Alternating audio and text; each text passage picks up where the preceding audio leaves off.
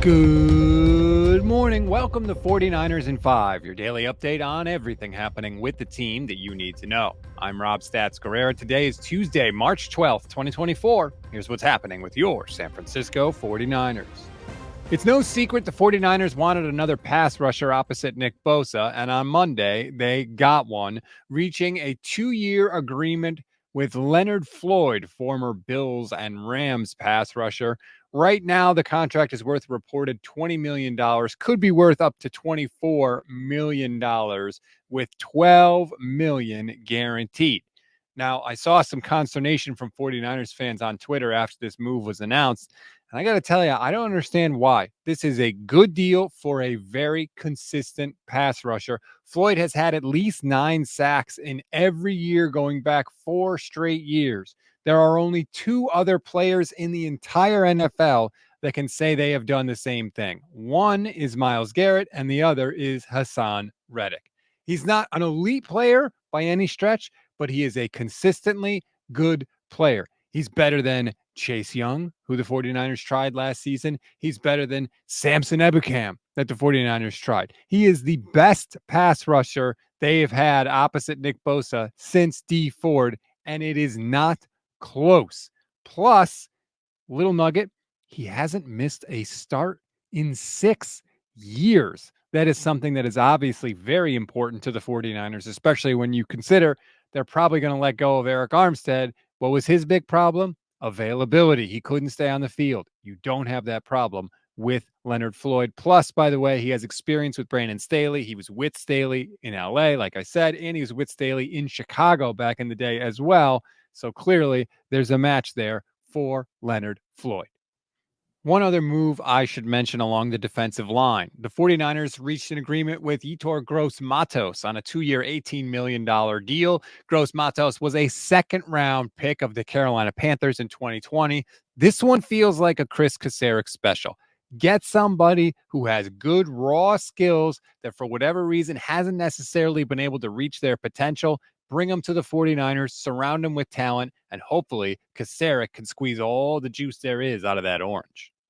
In other news, the 49ers placed a second-round tender on restricted free agent wide receiver Jawan Jennings. Now, I know what you're thinking. What the hell does that mean? Don't worry, I'm going to explain it. Jawan Jennings can negotiate with other teams. If he finds an offer that he likes, he can take it to the 49ers, and the Niners can then choose to match the offer, or they can let Jawan Jennings sign with that other team. If Jennings leaves, the Niners will get a second-round pick back in return. So it's either we keep Jawan Jennings or we get a second-round pick.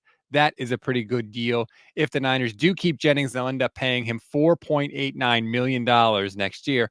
But they can also keep negotiating with Jennings to find a long-term agreement, which could lower that cap number if that happens. But either way, it's good news for the 49ers. Probably not great news for Jawan Jennings if he was looking to maximize his value right now. We always give you one thing to read, one thing to watch, and one thing you might have missed. One thing to read on this Tuesday. The Athletic has a very good piece from a bunch of different beat writers, kind of their broad stroke themes from the first day of free agency. If you want to read it, click the link in the description of this episode. One thing to watch. 49ers plans at quarterback. Things got a little interesting. Brandon Allen was re-signed to a 1-year contract. Sam Darnold is going to be hitting the bricks. So the Niners are going to need another quarterback. And it looks like that guy is going to come from the draft. So may want to study up on the incoming rookies at quarterback. One thing you may have missed, some of the other big free agent deals that went down on Monday. First of all, Azeez Al-Shaair is reuniting with DeMeco Ryans in Houston for about $34 million. Michael Onwenu, the tackle that everybody wanted the Niners to get from New England, well, he's staying in New England for 3 more years. And Charlie Warner is actually going to Atlanta, 3 years, $12 million. So that means Braden Willis and Cam Latu are going to have to step it up. And it gives me a chance to share my favorite 49ers stat. Over the last 3 seasons, backup 49ers tight ends have combined for 20 receptions.